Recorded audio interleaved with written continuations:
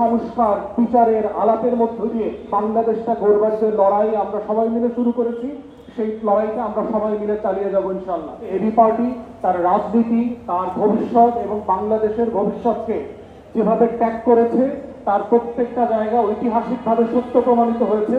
এবং এবি পার্টির এই সেবা এবং সমস্যা সমাধানের রাজনীতি, ইস্যুভিত্তিক রাজনীতি, কল্যাণ রাষ্ট্র গঠনের রাজনীতি, পুরাতন বন্দোবস্ত থেকে ফিরে এসে বাংলাদেশকে সাম্য, মানবিক মর্যাদা, সামাজিক সুবিচার এবং সংস্কার বিচারের আলাপের মধ্য দিয়ে একটা নতুন বন্দোবস্তের দিকে নিতে হবে।